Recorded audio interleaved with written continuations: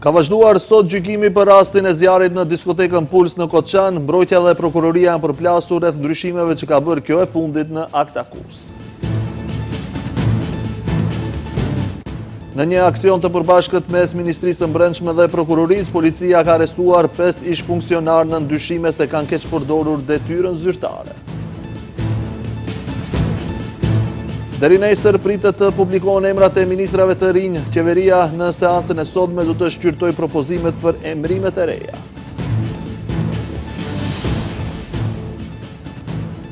Buxheti për vitin 2026 ka përplasur në debat në shenja deputetin Fatmir Bytyqi dhe profesorin Bujamin Bela.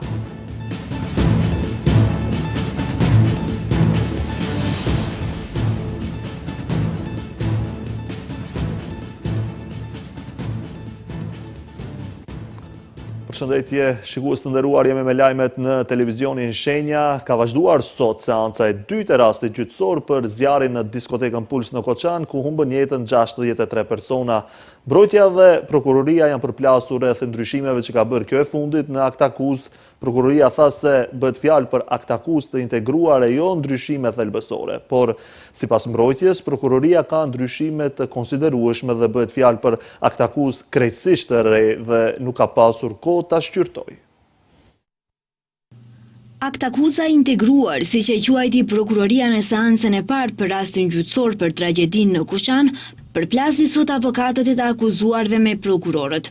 Mbrojtja këmbgulse në këtë akt akuz janë bërë shumë ndryshime nga ajo që ishte prezantuar në fillim, dhe siç thon ata, bëhet fjalë për një akt akuz krejtësisht të re, e të zgjeruar, si dhe se në të thonë se ka shumë gabime nga tërresa provash. Shumica e avokatëve mbrojtës u shprehën se ndryshimi në akt akuz nga ana e prokurorisë është bërë në një fazë të procedurës në të cilën kjo nuk lejohet. U tha se lista e provave është zvogluar, por në fakt ajo është zgjeruar, nuk është shkurtuar. Janë caktuar inspektor të punësuar në komunë si dëshmitar dhe ne këtë listë nuk e kemi. Qindra materiali janë tërhequr dhe shumë të tjera janë shtuar, në përmbajtjen e të cilave mbrojtja nuk ka pasur qasje. Megjithse, kjo është bërë para fillimit të seancës kryesore. Kjo sigurisht është menduar nga Prokuroria Publike. Totalisht akt akuzë re, kohë, orë, mënyrë e kryerjes së veprës penale janë 3 themelet kryesore për faj potencial të akuzuarit. Kështu thanë disa prej avokatëve. Nga prokuroria u përgjigjen se mbrojtja ka pasur kohë të mjaftueshme që nga muaji qershor të kenë qasje në prova dhe përsëriti se nuk bëhet fjalë për akt akuzë të re. Prokuroria Publike konsideron se kjo nuk është as pak një akt akuze re, sepse nuk është shkelur as identiteti objektiv dhe as ai subjektiv i akuzave mbi të cilat është iniciuar procedura. Nuk ka mundësi për ndryshime teknike, por ndryshimet të tilla nuk e ndryshojnë akt akuzën. Përshkrimi i elementeve thelbësore nuk është ndryshuar. Megjithatë, fjalën e fundit e tha gjykatësja. Diana Gruevska-Ilievska deklaroi se nuk bëhet fjalë për akt akuzë të re. Trupi gjyqësor vlerëson se nuk bëhet fjalë për akt akuzë të re sepse nuk ka veprime të reja, nuk ka të akuzuar të rinj, nuk ka vend të ri, nuk ka të dëmtuar të ri dhe pasoja të reja, nuk ndryshon gjendja faktike as kualifikimi ligjor. Përfaqësuesit ligjor të palëve të dëmtuara janë kyçur në përndjekjen penale për të akuzuarit dhe të drejtat e tyre do t'i realizojnë në gjykatën civile. Në seancën e sotme ishte parapar deklarimi të akuzuarve nëse ndihen fajtor ose jo, mirëpo kjo nuk u bë për shkak se avokatët u ankuan se disa prej tyre ende nuk e kanë marrë akt akuzën dhe listën e provave, dhe se rrjedhoja dhe fjalët hyrëse të mbrojtjes do të bëhen në seancat në vazhdim. Prokurori publik Borçjanev në seancën e kaluar theksoi se nuk ka rëndësi kush e nisi zjarrin, rëndësi ka kush kishte një kovë me ujë dhe nuk e derdhi. Sipas prokurorisë, klubi kishte vepruar ilegalisht për më shumë se një dekadë, me dritare të mbyllura, materiale toksike dhe një dalje të vetme evakuimi, ndërsa në mbrëmjen kritike u lejuan mbi 600 mysafir, përfshirë edhe të mitur. Seanca e radhës është planifikuar për më 2 dhjetor. Pas një aksioni të përbashkët mes Ministrisë së Brendshme dhe Prokurorisë, policia ka arrestuar 5 persona në ndyshime se kanë keq përdorur detyrën zyrtare. Bëhet fjalë për persona nga Shkupi dhe Kumanova, të cilët më parë kanë udhëheqës të institucioneve shtetërore si dhe një ish zëvendës ministër. Prokuroria kundër të njëjtëve ka ngritur procedurë ndërsa ka propozuar masa kujdesi ndaj tyre.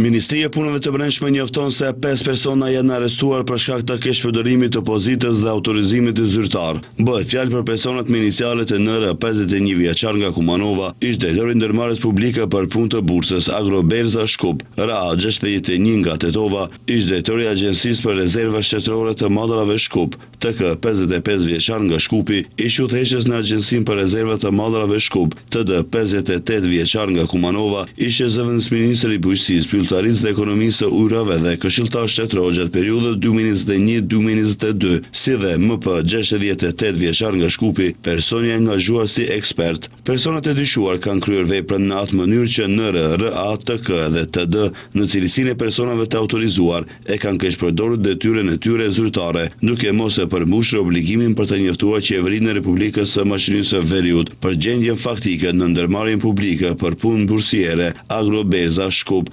thënë për ekzistimin e një mungese të parasyshme të grurit dhe elbet në periudhën 2019-2021. Ekspertiza është bashkangjitur në informacionin drejtuar qeverisë dhe është pranuar nga ajo. Me çrast, Agjencia për Rezervat e Mallrave është ngarkuar të kryejë shkrimin e 1500 tonëve grur dhe 500 tonëve elb për ushqim blegtoral, me vlerë totale prej 29.112 denar, ose 473.365 euro. Sipas çmimeve të blerjes së vitit 2022, vlera arrinte në 48.000 denar, ose 780.487 euro, e cila përbën dëm ndaj buxhetit të RMV-s. Rastin e konfirmojnë edhe nga Prokuroria Themelore Publike, nga ku thonë se tani më ata kanë iniciuar procedurë ndaj 5 personave për shkak të dyshimit të bazuar se si bashkryes kanë kryer veprën penale, keqpërdorim të pozitës dhe autorizimit të zyrtar, sipas nenit 353 paragrafi 5, lidhur me paragrafat 4 dhe 1 të Kodit Penal. Duke marrë parasysh se bëhet fjalë për vepër që ndiqet në procedurë të shkurtuar, prokurori publik i ka dorëzuar gjyqtarit të procedurës paraprake propozim për caktimin e masave të kujdesit, marrje të pasaportës dhe paraqitje të rregull në gjykat për të gjithë të dyshuarit. Nga prokuroria thekson se ekziston dyshim i bazuar për keqpërdorim të opozitës së zyrtare dhe dorëzim të dhënave të pasakta, duke shkaktuar dëm të konsiderueshëm financiar ndaj buxhetit të RMV-s. Prokuroria ka kërkuar masa kujdesi për të gjithë të dyshuarit me qëllim të sigurimit të mbarvajtjes së hetimit dhe parandalimit të ndikimit në procesin penal. Krye prokurori Lupço Kocevski ka deklaruar se puvijojnë hetimet për ndërtimet paleje në komunën e Çajirit. Ai tha se legalizimet problematike në Çajir por trajtohen përmes 2 lëndëve, njëra sipas informacioneve të pranuara në Prokurori Themelore Publike Shkup dhe tjetra sipas kallëzimit të ish kryetares së qytetit të Shkupit Danela Arsovska në prokurorin për ndjekjen e krimit organizuar dhe korrupsionit. Prokuroria ka krijuar 2 lëndë për ndjekje të ndërtimeve paleje në Çajir. Kryeprokurori Lupço Kocevski, duke folur për të njëjtat, tha se të 2 lëndët janë të ndërlidhura dhe me shumë gjas, të njëjtat mund edhe të bashkohen në një intervistë për emisionin 360 shkallë. Ai gjithashtu tha se ka mjaftueshëm prova për të njëjtat. Për bashkimin e mundshëm të lëndëve për ndërtimet paleje në Çajir u pyet sot edhe kryeministri Hristian Mickovski. I njëjti deklaroi se organet duhet të kryejnë obligimet që kanë dhe të marrin masa nëse ka dyshime për vepra penale të kryera. Argumentit e javnost. Organet duhet t'i kryejnë punët e tyre nëse diçka të tillë ka vendosur prokuroria. Është punë e tyre. Unë nuk kam se të komentoj. Në rast se ka bazë për çfarëdo vepre penale, nuk ka dhe nuk duhet të ketë dilema. Por pak minuta më herët, në të njëjtin fjalim, ai paralajmëroi se vetëm ka filluar procedura për shkarkimin e kryeprokurorit Lupço Kocevski. Da rečeme čekore novi zakon za sudski sovet. Nuk presim nga prokurori që të del të thot, po jam fajtor, nuk arrita në punën time. Argumentet janë, opinioni është dëshmitar për punën e prokurorisë dhe gjykatave. Procedura për shkarkim është në rrjedhë sipër dhe ka filluar para zgjedhjeve lokale. Kujtojmë se ndërtimet pa leje në Çajër u aktualizuan nga ish-kryetaria e qytetit të Shkupit Danela Arsovska, e cila disa muaj para përfundimit të mandatit të saj 4 vjeçar zhvillonte aktivitete në terren me paraqitje live në rrjetet sociale, duke i publikuar ndërtesa që ajo pretendonte se janë të paligjshme. Ajo doli publikisht me kopje dokumentesh që duhet të tregonin se legalizimi, i cili është problematik në vetvete, është bërë madje edhe me dokumente të falsifikuara. Për këtë ajo ka dorëzuar në prokurori padi penale kundër ish-kryetarit të komunës së Çajirit, të cilin e akuzon se ka bërë legalizime të ndërtesave në mënyrë të paligjshme duke falsifikuar dokumente. Policia ka paraqitur kallëzim penal kundër Fatmir Deharit nga fshati Sërbica i Kërçovës për shkak të dyshimit të bazuar për kryerjen e veprës penale punë e pandërgjegjshme në shërbim. Sipas informacioneve të SPB Ohër, ai në cilësinë e kryetarit të komunës të Kërçovës ka vepruar në mënyrë të pandërgjegjshme gjatë ushtrimit të autorizimeve të tij ligjore të përcaktuara me ligjin për veçqeverisje lokale dhe në kundërshtim me ligjin për zjarrfikësit. Nga viti 2016, çdo vit ai ka nënshkruar kontrata punësimi me persona të caktuar në njësinë e zjarrfikësve të Kërçovës dhe pas kalimit të një viti nga punësimi i tyre, nuk ka kryer mbikëqyrjen e domosdoshme, ka lënë të përfundoj kontrata e punës pa ndërprerje dhe ka lejuar që ata të mos pajisjen me certifikatën përkatëse të kualifikimit si zjarrfikës, e cila lëshohet nga organi shtetëror kompetent, informojnë nga MPB.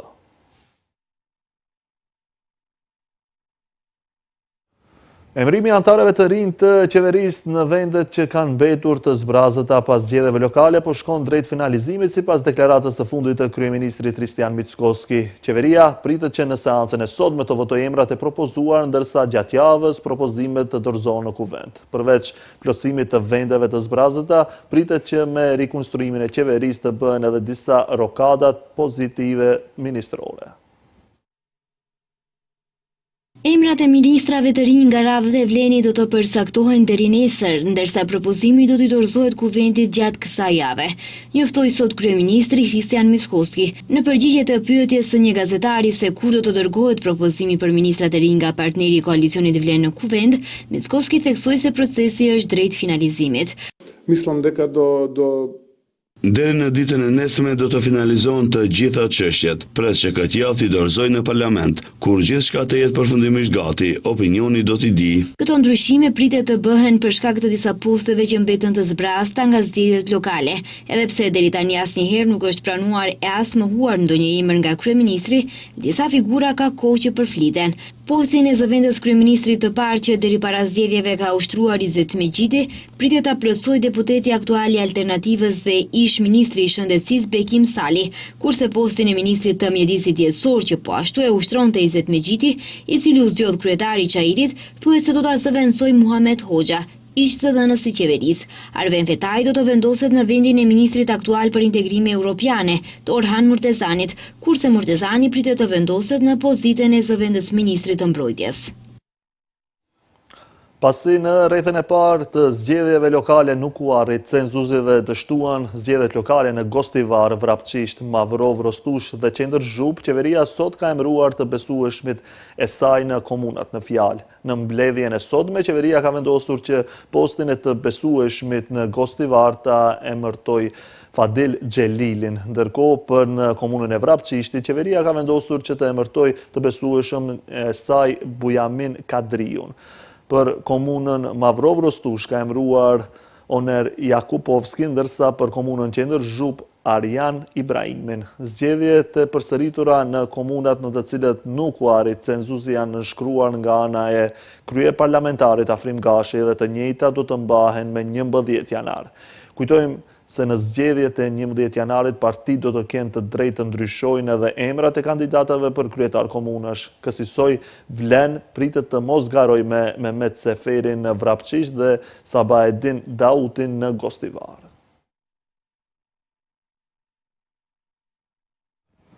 Deputeti LSDM-s Fatmir Bytyqi i kritikoi qeverinë për shpërndarje jo efikase të buxhetit, duke thënë se shpenzimet rrjedhëse arrin gati 90% dhe projektet kapitale mbeten të paralizuara. Ndërsa profesori universitar Bujamin Bela theksoi se problemet makroekonomike janë të vazhdueshme dhe nuk lidhen vetëm me këtë qeveri.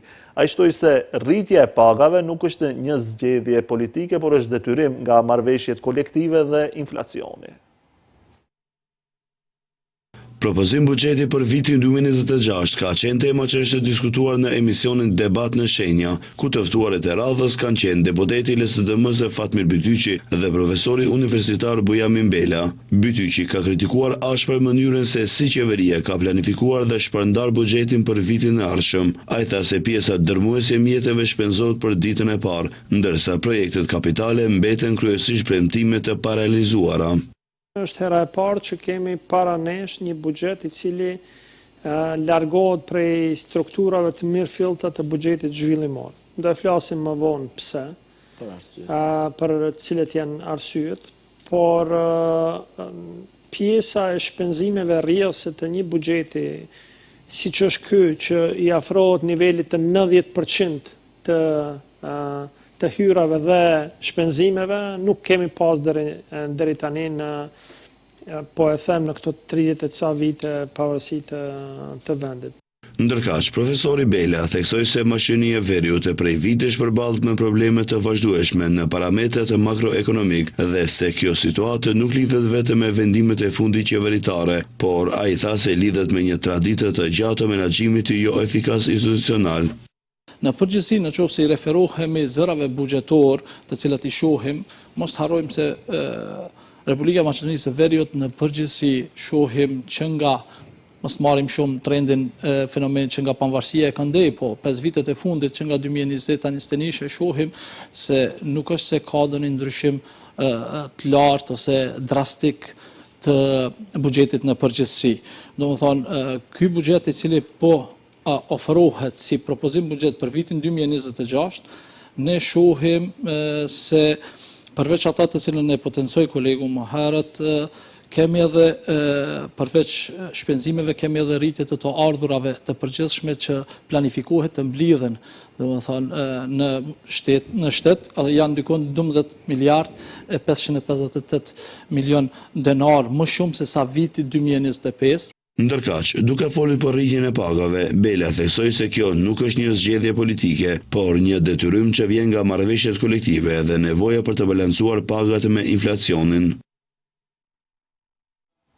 BDI shpreh shqetësim të thellë lidhur me vlerësimin e Komisionit Evropian në raportin për vitin 2025, veçanërisht për klasterin e dytë, tregu i brendshëm. Nënkryetari i partisë Arbër Ademi tha se ndërhyrjet politike dhe subvencionet selektive vazhdojnë të deformojnë tregun. Partia opozitare shqiptare BDI shpreh shqetësim të thellë lidhur me vlerësimet e Komisionit Evropian në raportin për vitin 2025, veçanërisht për klasterin e dytë të tregu i brendshëm. Sipas nënkryetarit Arbër Ademi, raporti i Komisionit Evropian është i qartë, i drejtpërdrejtë dhe tepër alarmues. Ai tha se mashënia e veriut nuk ka bërë përparimin e nevojshëm në funksionimin e tregut të brendshëm dhe në harmonizimin me standardet evropiane, duke shtuar se kjo ka pasoja për sesimin qytetar dhe për çdo biznes në vend. Komisioni Evropian vlerëson se pengesat të thella strukturore dhe mungesa e vendimarrjes profesionale nga qeveria aktuale kanë ngadalësuar seriozisht përputhjen me akin e Bashkimit Evropian. Ky klaster përfshin shtyllat kryesore të ekonomisë moderne, lëvizjen e lirë të mallrave, shërbimeve, kapitalit, konkurrencën, mbrojtjen e konsumatorit, pronësinë intelektuale dhe prokurimet publike. Dhe për secilën prej këtyre fushave, Komisioni Evropian ka vërejtje të rënda. Ademi tha se ndërhyrjet politike dhe subvencionet selektive vazhdojnë të deformojnë tregun, bizneset nuk operojnë në kushte të barabarta dhe se qeveria nuk ka krijuar mekanizma funksional për të mbrojtur qytetarët nga praktikat e padrejta në treg. Ademi sqaroi se plani i rritjes parasheh fonde të mëdha për vendet e Ballkanit Perëndimor, fonde që synojnë rritjen ekonomike, modernizimin e ekonomisë, mbështetjen e biznesit vendas dhe përmirësimin e standardit të jetesës, por këto fonde ai tha se lëshon vetëm nëse reformat përparojnë. Qeveria ka ndarë sot 2545 grande për qytetarët që do të nisin bizneset e tyre përmes masës për vetpunësim, pjesë e planit operativ 2025. Ministri i Ekonomisë dhe Punës Besar Durmishi njoftoi se interesimi ka qenë rekord me 6045 aplikime, ndërsa mbështetja financiare për këtë vit arri në 25 milion euro, dyfish më shumë se vitin e kaluar. Ai theksoi se ky program po bëhet një nga instrumentet kryesore të shtetit për nxitjen e sipërmarrjes, krijimin e vendeve të reja të punës dhe forcimin e perspektivës ekonomike veçanërisht për të rinjët.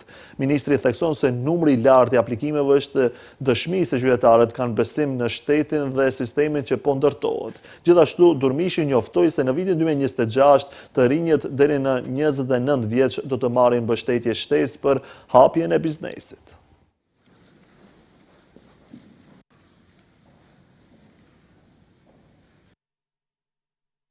Mbështetja jon ka për qëllim çdo që sjell vizion dhe guxim sipërmarrësit të rinj, njerëz që bëjnë kthesa në karrierën e tyre, si dhe sipërmarrësit e bashkuar, që përmes bashkëpunimit të tyre tregojnë se bashkimi krijon rezultatet më të mira.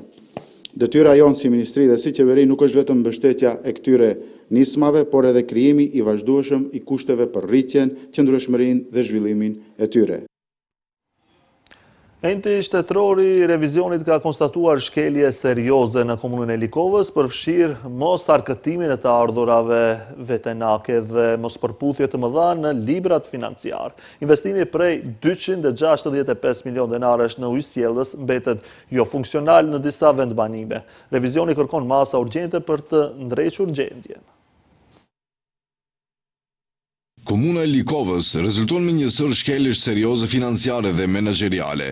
Enti shtetëror i revizionit ka përfunduar kontrollin e raporteve financiare dhe pajtueshmërisë për vitin 2024, duke konstatuar mangësi të thella në pothuajse të gjitha segmentet e punës së komunës. Sipas raportit, Likova nuk ka siguruar arkëtimin adekuat të ardhurave vetanake, përfshirë tatimet, taksat dhe kompensimet komunale. Mbi 12.5 milion denar kërkesa nuk figurojnë fare në evidencë, ndërsa për tatimin në pronë në shumë mbi 73 milion denar nuk janë ndërmarrë masa për arkëtim të detyruar, nuk është llogaritur as kamata për pagesat e vënuara dhe komuna vazhdon të mos ketë një regjistër të pronës së paluajtshme, duke bërë që qindra tatim pagues të paguajnë shumë më pak se sa duhet. Revizioni thekson se komuna e Likovës nuk ka respektuar ligjin për kontabilitetin e buxheteve. Raportet financiare janë përgatitur librat avaris nuk janë mbyllur, ndërsa nuk mbahet as libri i pronës kapitale. Po ashtu, nuk ka harmonizim ndërmjet të dhënave tatimore dhe kontabël. Në sferën e investimeve, gjendja paraqitet edhe më problematike. Ndërtimi rrugëve, trotuarave dhe hapësirave publike është kryer pa dokumentacion planifikimi dhe pa leje ndërtimi, edhe pse janë investuar 265 milion denar në sistemin e ujësjellësit, 3 vendbanime ende nuk furnizon me ujë, çka tregon në mos funksionalitetet të projektit. Revizioni ka zbuluar edhe pagesat pa justifikuara. Për ndërtimin e shtëpisë së kulturës në Mateç, komuna ka paguar mbi 1.7 milion denar për punë që nuk ishin kryer në kohën e pagesës. Enti shtetëror i revizionit ka dhënë një numër rekomandimesh dhe ka kërkuar nga drejtuesit e komunës ndërmarrjen e masave urgjente për sanimin e gjendjeve të konstatuara. Presidenti i Turqisë Recep Tayyip Erdogan deklaroi sot se barbaria ndaj grave në Gaza nuk ka marrë reagimin që meriton. Identitetet e autorit dhe viktimës kanë përcaktuar edhe një herë tonin përgjegjës, tha Erdogan në një aktivitet në kryeqytetin Ankara, duke shënuar ditën ndërkombëtare për eliminimin e dhunës ndaj grave. 2/3 e 70.000 palestinezëve të martirizuar në gjenocidin e Gazës janë për fat të keq gra dhe fëmijë. Këto janë shifra alarmante për ata që kanë ndërgjegje, ka theksuar ai. Ne do të mbrojmë atë që është e drejtë pavarësisht nga identiteti i shtypësit ose i të shtypurit dhe do të shprehim të vërtetën me zë të lartë në çdo platformë, ka shtuar presidenti turk.